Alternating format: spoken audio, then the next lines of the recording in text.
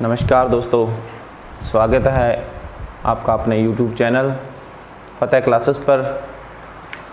दोस्तों, हमारा टॉपिक चल रहा था वैदिक सभ्यता और इसके अंदर चल रहा था उत्तर वैदिक सभ्यता। ठीक है, जिसके अंदर हमने जो राजनीतिक समाज है उसकी बात कर ली थी। आज अपने जो उत्तर वैदिक काल का जो सामाजिक जीवन का जो पार्ट है उसके बारे में अपने चर्चा करेंगे कि किस प्रकार का सामाजिक जीवन था, किस प्रकार की व्यवस्था थी। ठीक है, तो शुरू करते हैं आज का टॉपिक, उत्तर वैदिक कालीन सामाजिक व्यवस्था या सामाजिक जीवन। सामाजिक जीवन की बात करें तो यहाँ परिवारों की बात करें तो इस समय जो परिवार थे वो थे पितृसत्तात्मक परिवार थे।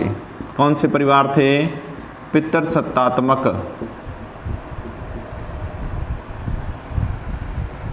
और उसके अलावा संयुक्त परिवार थे। यही व्यवस्था ऋग्वैदिक काल में भी थी, लेकिन जो सिंधु घाटी जो सभ्यता पड़ी थी उससे पहले वहाँ पर कौन से परिवार थे? वहाँ पर थे मात्र सत्तात्मक। लेकिन ऋग्वैदिक काल और उत्तर वैदिक काल में परिवार थे जो वो थे पितृसत्तात्मक, यानी कि परिवार के अंदर जो मुखिया होता था वो कौन था? पिता। ठीक है, आगे दोस्तों अगर बात करें तो एक जो महत्वपूर्ण जो परिवर्तन आया था ऋग्वैदिक कालीन के बाद उत्तर वैदिक काल में वो था वर्ण व्यवस्था। जो वर्ण व्यवस्था थी दोस्तों वो ऋग्वैदिक काल के अंतिम चरण में, यानी कि जो ऋग्वैदिक काल का जो अंतिम जो समय था उस समय ये सामने आई थी जो वर्ण व्यवस्था थी। लेकिन उत्तर वैदिक काल में आते आते ये पूरी तरह से जो विधिवत रूप से ये सामने आई थी वर्ण व्यवस्था। ठीक है, वर्ण व्यवस्था के अंदर अगर बात करें तो ऋग्वैदिक काल के समय ये किस पर आधारित थी? रंग पर आधारित थी। लेकिन उत्तर वैदिक काल में आते आते ये हो गई कर्म पर आधारित। ठीक है, कर्म पर आधारित हो गई ना, सॉरी कर्म पर नहीं, जन्म पर आधारित हो गई। ऋग्वैदिक काल में यह कर्म पर आधारित थी। ठीक है, जो अपने एक उदाहरण पढ़ा था कि जिसके अंदर एक ही परिवार के जो 3 जने थे वो अलग अलग काम करते थे, इसलिए जो वर्ण व्यवस्था थी उस समय वो कर्म पर आधारित थी। लेकिन उत्तर वैदिक काल में आते आते ये व्यवस्था हो गई जन्म पर आधारित। ठीक है, यहाँ पर अगर बात करें तो ऐत्रेय ब्राह्मण, जो ऐत्रेय ब्राह्मण जो ग्रंथ है वहाँ पर पहली बार 4 वर्णों का जिक्र आया है।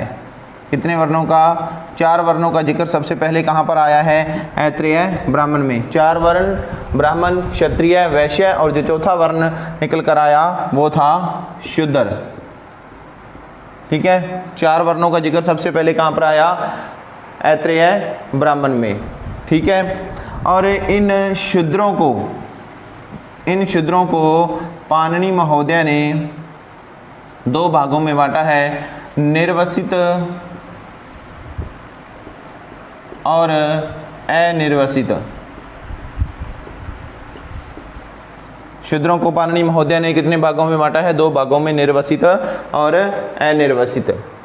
इन शूद्रों के बारे में अगर आगे बात करें तो इन शूद्रों को उपनयन संस्कार का अधिकार नहीं था। शूद्रों को उपनयन संस्कार का अधिकार नहीं था, लेकिन द्विजों को इसका अधिकार था। किनको अधिकार था? द्विजों का। अब क्वेश्चन उठता है कि द्विज कौन थे? तो द्विज थे जो पहले जो 3 वर्ण थे, ब्राह्मण, क्षत्रिय और वैश्य। इन तीनों वर्णों को कहा जाता है द्विज। ठीक है, लेकिन द्विजों को उपनयन संस्कार का अधिकार था, लेकिन शूद्रों को उपनयन संस्कार का अधिकार नहीं था। और भी इसमें अंतर है, आगे अपने इसको स्पष्ट करते हैं।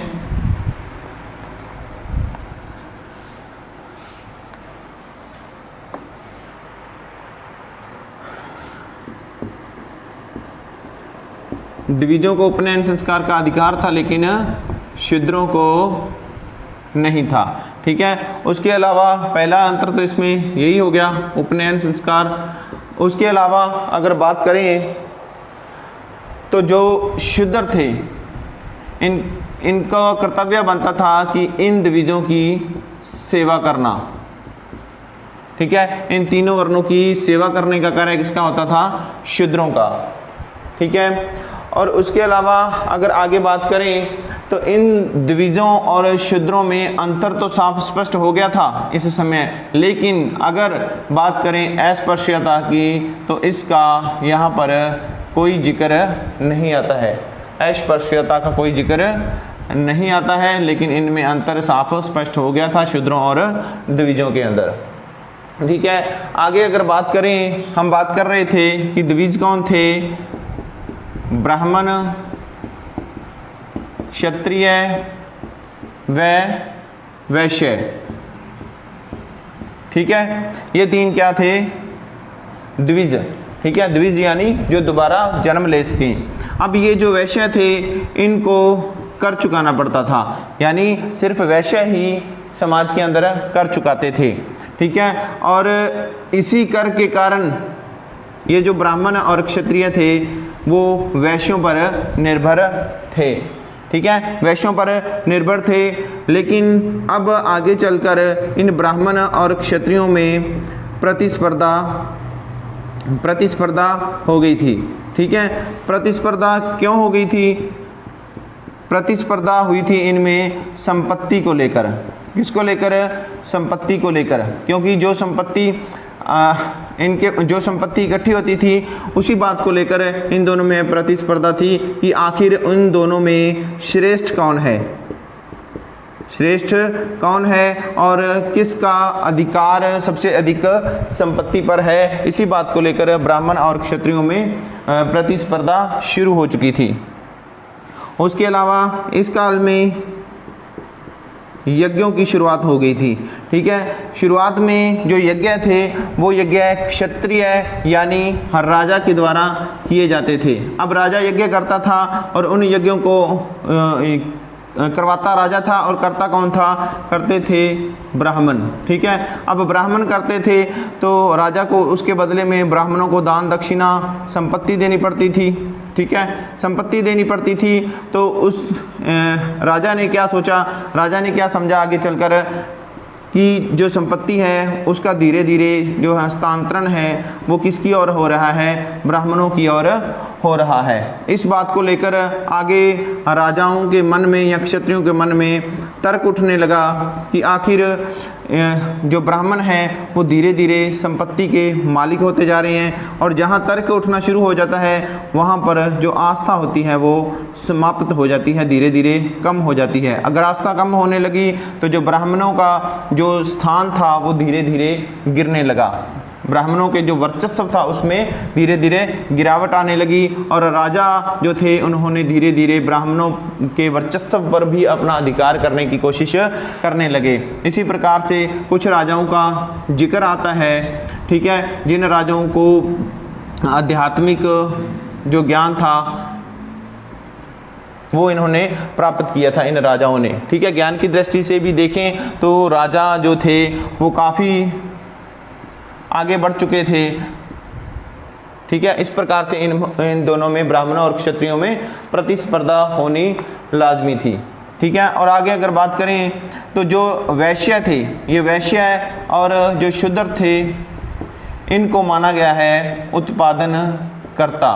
ठीक है, उत्पादनकर्ता कौन थे? उत्पादनकर्ता थे वैश्य और शूद्र, और द्विजों ब्राह्मण और क्षत्रियों को बोला गया है उत्पादन नियंत्रणकर्ता। उत्पादन नियंत्रणकर्ता कौन थे? ब्राह्मण और क्षत्रिय, और उत्पादनकर्ता कौन थे? वैश्य और शूद्र। यानी इन दोनों के बारे में बोला गया है कि जो अर्थव्यवस्था थी उसके अंदर, वैसे तो मुख्य रूप से देखा जाए तो अर्थव्यवस्था के अंदर जो मुख्य जो योगदान था वो वैश्यों का था, लेकिन कई जगह पर यह भी दिखाया गया है कि जो शूद्र थे इनका योगदान भी अर्थव्यवस्था के अंदर था। ठीक है, उसके बाद आगे अपने बात करते हैं कि जो ऐत्रेय ब्राह्मण है, हम बात कर रहे थे जो परिवार थे वो संयुक्त परिवार थे, पितृसत्तात्मक परिवार थे, यानी जो परिवार का जो मुखिया होता था वो कौन था? पुरुष होता था। ठीक है, पिता घर का मुखिया होता था, सभी अधिकार उसके पास होते थे। ऐत्रेय ब्राह्मण के अंदर एक उदाहरण है जिसकी अपनी बात करें, जो ऐत्रेय ब्राह्मण है, यहाँ एक व्यक्ति का जिक्र आता है जिसका नाम था अजिगर्त। ठीक है, इस अजिगर्त ने अपना पुत्र, इसका पुत्र था जिसका नाम था शुनशेप, अपने पुत्र शुनशेप को 100 गायों के बदले बलित निमित्त बेच दिया था। किसको? अपने पुत्र शुनशेप को बलि निमित्त, यानी कि बलि देने के लिए 100 गायों के बदले अपने पुत्र को अजिगर्त ने बेच दिया था। ठीक है, इस प्रकार के अधिकार प्राप्त थे पिता को, लेकिन ये जो अधिकार थे वो विशेष परिस्थितियों में ही प्राप्त थे। इसके अलावा एक जिक्र और आता है, वो नाम है विश्वामित्र का। कहते हैं कि विश्वामित्र के 50 पुत्र थे। ठीक है, और इन्होंने अपने 50 पुत्रों को आज्ञा न मानने के कारण घर से बाहर निकाल दिया था। ठीक है, यानी घर निकाला दे दिया था। ठीक है, इस प्रकार के कुछ उदाहरण मिलते हैं जो कि विशेष परिस्थितियों में ही मान्य थे। उसके अलावा आगे अगर बात करें तो इस समय 2 प्रकार के विवाह चर्चा में आए। नंबर 1 अनुलोम विवाह और नंबर 2 प्रतिलोम विवाह। ये कौन से विवाह थे? अनुलोम का मतलब है कि जहाँ जो पुरुष होता था वो उच्च श्रेणी का था और जो महिला होती थी, स्त्री होती थी, वो होती थी निम्न श्रेणी की। यानी निम्न श्रेणी की महिला और उच्च श्रेणी का पुरुष हो तो इस प्रकार के विवाह को कहा जाता था अनुलोम विवाह। और अगर इसका उल्टा हो जाता है कि जो पुरुष है वो निम्न श्रेणी का है और महिला है वो उच्च श्रेणी की है, तो इस प्रकार के विवाह को कहा जाता था प्रतिलोम विवाह।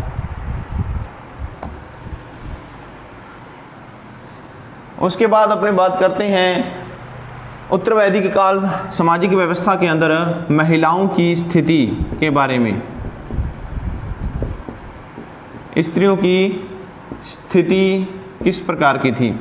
अगर स्त्रियों की स्थिति की बात करें तो इस समय यानी कि उत्तर वैदिक काल के अंदर जो स्त्रियों की स्थिति थी उसमें गिरावट आई थी। ठीक है, उनसे काफ़ी अधिकार थे जिनसे उनको वंचित कर दिया गया था। जिसमें अगर बात करें सबसे पहले तो इनका जो पैतृक संपत्ति का अधिकार था उससे इनको वंचित कर दिया गया था। सबसे पहले जो पैतृक संपत्ति का जो अधिकार था उससे इनको क्या कर दिया गया था? वंचित कर दिया गया था। उसके अलावा इनको सभा और समिति के अंदर जो प्रवेश था उससे भी इनको वंचित कर दिया गया था।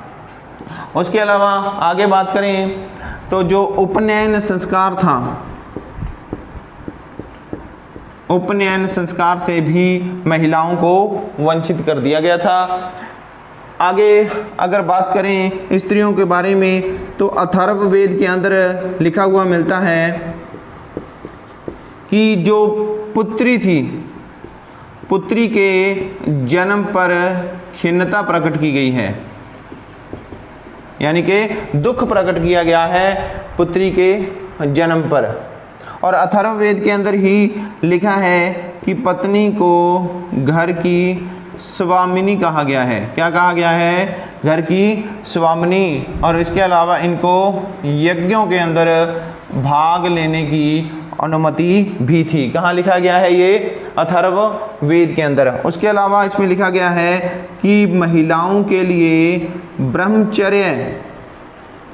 ब्रह्मचर्य पालन का भी स्पष्ट उल्लेख मिलता है अथर्ववेद में। आगे अगर बात करें ऐत्रेय ब्राह्मण की तो ऐत्रेय ब्राह्मण के अंदर भी महिलाओं के बारे में लिखा गया है कि पुत्री को ऐत्रेय ब्राह्मण के अंदर कृपण कहा गया है। ठीक है, उसके अलावा सभी दुखों का स्रोत भी कहा गया है। ठीक है, किसमें? ऐत्रेय ब्राह्मण में। तो कुल मिलाकर बात यह है कि जो महिलाओं की जो स्थिति थी उसमें काफ़ी हद तक गिरावट आई थी उत्तर वैदिक काल की जो सामाजिक व्यवस्था थी उसमें। ठीक है, उसके अलावा आगे अगर बात करें विवाह से संबंधित, तो उस समय जो बाल विवाह थे उनके बारे में कोई वर्णन नहीं मिलता है। ठीक है, लेकिन इसके अलावा जो बहु पत्नी विवाह और विधवा विवाह प्रचलन में थे। बहुपत्नी विवाह का एक उदाहरण मिलता है मैत्रायणी संहिता में। ठीक है, मैत्रायणी संहिता में मनु की 10 पत्नियों का उल्लेख मिलता है। कितनी पत्नियों का उल्लेख मिलता है? 10 पत्नियों का। कहाँ पर? मैत्रायणी संहिता के अंदर। ठीक है, इसके अलावा अगर बात करें जो महिलाओं की स्थिति की अपने बात कर रहे थे, उसी के अंदर आगे बात करें कि जो विवाह उत्सव है, जो विवाह उत्सव है वो 2 चरणों में पूरा होता था। कितने चरणों में पूरा होता था? 2 चरणों में, जिसमें नंबर 1 पाणी ग्रहण और नंबर 2 आता है सप्तपदी। ठीक है, पाणी ग्रहण का मतलब था कि वर और वधू दोनों अपने दाहिने हाथ को एक दूसरे के हाथ में देकर अपने आजीवन साथ रहने का प्रण करते थे। ठीक है, और जीवन भर आपसी सहमति और सामंजस्य रहेगा, इस प्रकार का वो प्रण लेते थे। और दूसरा जो है सप्तसदी, इसका मतलब था कि वर और वधू 7 फेरे लेते थे। ठीक है, और इन फेरों में वो एक दूसरे के साथ 7 कदम साथ चलकर एक प्रण लेते थे जीवन भर साथ रहने का और सुख दुख के अंदर एक दूसरे का साथ निभाने का।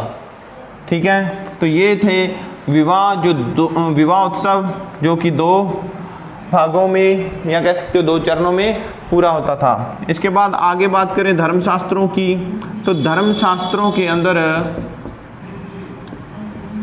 8 प्रकार के विवाहों का जिक्र आता है। धर्मशास्त्रों के अंदर कितने प्रकार के विवाहों का जिक्र आता है? 8 प्रकार के विवाहों का, जिसके अंदर अगर सबसे पहले बात करें तो सबसे पहले नंबर पर आता है प्रजापत्य विवाह। पहला कौन सा है? प्रजापत्य विवाह। इस विवाह के अंदर जो कन्या का पिता होता था वो वर को कन्या प्रदान करता था तथा वर वधू धर्म का आचरण करते हुए विवाह करते थे। ठीक है, उसके बाद में दूसरा आता है आर्ष विवाह। दूसरा कौन सा है? आर्ष विवाह। इस विवाह के अंदर जो वर पक्ष होता था वो कन्या के पिता को 2 जोड़ी बैल या गाय भेंट स्वरूप देता था। भेंट स्वरूप यानी कह सकते हो इसको आप वर्तमान परिप्रेक्ष्य से देखें तो एक दहेज की संज्ञा दे सकते हो। भेंट स्वरूप यानी कि दहेज के रूप में 2 जोड़ी बैल या गाय देता था। ठीक है, तीसरे नंबर पर बात करें देव विवाह।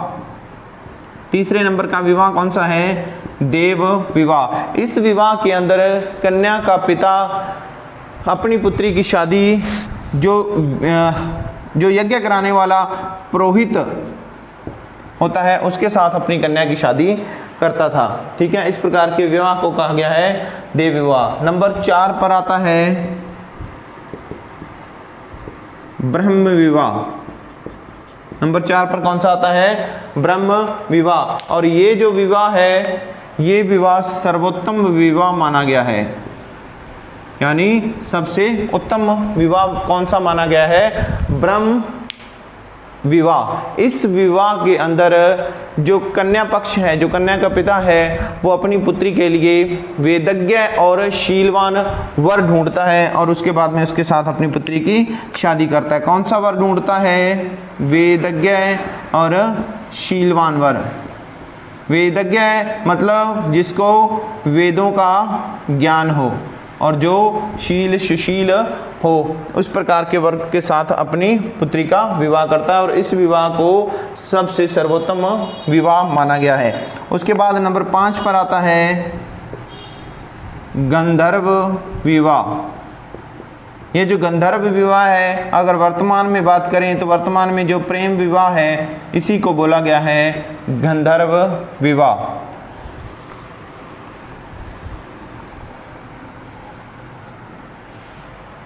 आगे बात करें तो नंबर 6 पर आता है आसुर विवाह।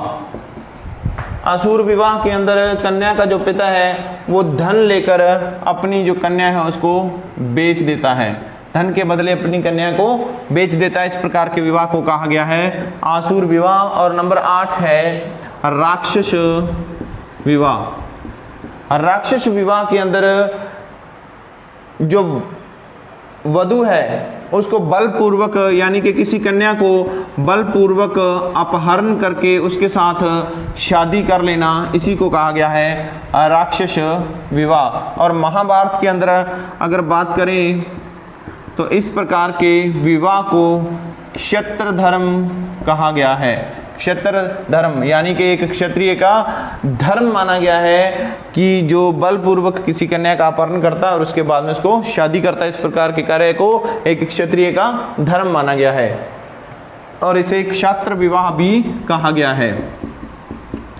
क्या कहा गया है इसे? क्षत्र विवाह। उसके बाद नंबर 8 पर आता है पैशाच विवाह। ये जो पैशाच विवाह है, जैसे अपने पहले बात की थी ब्रह्मा विवाह था, वो क्या था? सर्वोत्तम विवाह था। तो ये कौन सा है? ये सबसे निकृष्ट विवाह माना गया है। पैशाच विवाह के अंदर जो पुरुष है वो कन्या के शरीर पर छल पूर्वक अपना अधिकार करता है, जबरदस्ती कन्या के शरीर पर छल के द्वारा, धोखे के द्वारा अधिकार करता है और उससे शादी करता है। इस प्रकार के विवाह को माना गया है पैशाच विवाह यानी सबसे निकृष्ट विवाह। ठीक है, तो ये थे 8 प्रकार के विवाह। आगे अपने बात करते हैं विवाहों के बाद संस्कारों की। तो कितने संस्कार माने गए हैं हिंदू धर्म के अंदर? 16 संस्कार माने गए हैं। जन्म से या यूं कहें कि जन्म से पूर्व से लेकर मृत्यु पश्चात तक हिंदू धर्म के अंदर 16 संस्कारों को माना गया है, जिसमें नंबर 1 है गर्भाधान।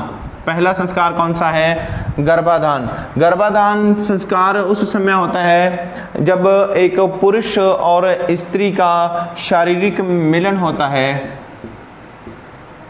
उस समय गर्भाधान संस्कार होता है। ठीक है, महर्षि चरक कहते हैं कि जिस समय पुरुष और स्त्री का शारीरिक मिलन होता है तो अगर उस समय दोनों पुरुष और महिला शांत चित्त और प्रसन्न मुद्रा के साथ मिलन करते हैं तो उनकी जो होने वाली जो संतान है वो स्वस्थ, सुंदर और सुडौल पैदा होती है। ठीक है, इसीलिए ये संस्कार किया जाता है। और नंबर 2 संस्कार आता है पुंसवन संस्कार। नंबर 2 कौन सा है? पुंसवन संस्कार। पुंसवन संस्कार 3 महीने के पश्चात किया जाता है। कितने महीने पश्चात? 3 महीने के पश्चात, क्योंकि माना गया है कि 3 महीने बाद शिशु का मस्तिष्क बनना शुरू हो जाता है और यहीं से संस्कारों की नींव रखी जाती है। ठीक है, जो हमारे संस्कार हैं उनकी नींव रखी जाती है पुंसवन संस्कार के द्वारा। और नंबर जो 3 संस्कार है वो है सीमंतोन्नयन संस्कार। कौन सा संस्कार है? सीमंतोन्नयन संस्कार। सीमंतोन्नयन संस्कार में 6 या 8वें महीने में जो माता है छठे या 8वें महीने में ये संस्कार किया जाता है। और इस संस्कार में माता अपने जो आचार विचार, जो व्यवहार है, जो अपनी वाणी है, उस पर कंट्रोल रखती है, क्योंकि माना गया है कि इस समय जिस प्रकार का माता सोचती है उसी प्रकार का उसके बच्चे पर असर पड़ता है, शिशु पर असर पड़ता है। जिस प्रकार का एक उदाहरण है महाभारत के अंदर कि जो अभिमन्यु है उसने अपनी माता के गर्भ में ही जो युद्ध की जो शिक्षा थी वो प्राप्त की थी। ठीक है, तो ये जो 3 संस्कार हैं ये तो माने गए हैं जन्म से पूर्व के। कौन से? गर्भाधान, पुंसवन और सीमंतोन्नयन। उसके बाद में आता है नंबर 4 संस्कार, और यहाँ से शुरू होते हैं जन्म के बाद के संस्कार। नंबर 4 संस्कार है जातकर्म।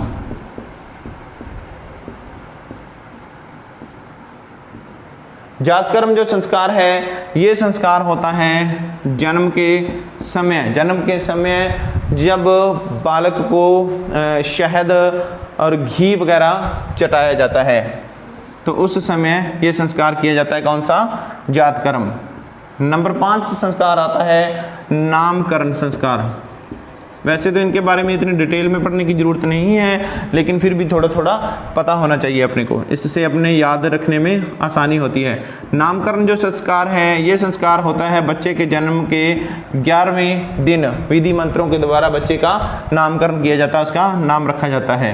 नंबर 6 पर आता है निष्कर्मण। जो निष्कर्मण संस्कार है ये संस्कार होता है, मतलब निष्कर्मण का अर्थ होता है बाहर निकलना, यानी बच्चे को बाहर लेकर आया जाता है। और जिस प्रकार से हमारा जो शरीर है वो 5 धातुओं से मिलकर बना है, ठीक है, तो जो लड़के का जो बच्चे का जो पिता है वो प्रकृति से इन 5 धातुओं से जो आग्रह करता है अपने पुत्र या अपने जो शिशु है उसकी रक्षा करने के लिए। और नंबर 7 पर आता है अन्नप्राशन। कौन सा संस्कार आता है? अन्नप्राशन। अन्नप्राशन यानी कि बच्चा जब 6 या 7 महीने का हो जाता है तो उस समय उसको अन्न के दाने दिए जाते हैं, या यूँ कह सकते हैं कि इसको दलिया खिचड़ी वगैरह दी जाती है, और इसी को कहते हैं अन्नप्राशन संस्कार। और नंबर 8 पर आता है चूड़ाकर्म संस्कार। चूड़ाकर्म संस्कार ये संस्कार किया जाता है पहले, तीसरे या 5वें वर्ष में, पहले, तीसरे, 5वें या 7वें वर्ष में किया जाता है। और इस संस्कार के अंदर जो शिशु होता है उसके जो सिर के बाल होते हैं उनको मुंडवाया जाता है, और इसको मुंडन करना भी कहते हैं।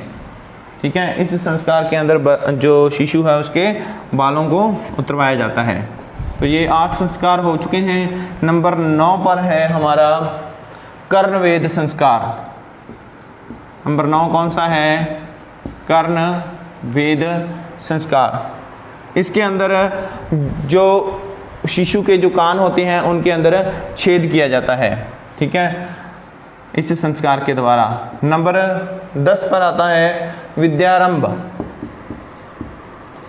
विद्यारंभ संस्कार। इस संस्कार के द्वारा बच्चे को अक्षर ज्ञान प्रदान किया जाता है। और नंबर 11 पर है उपनयन संस्कार।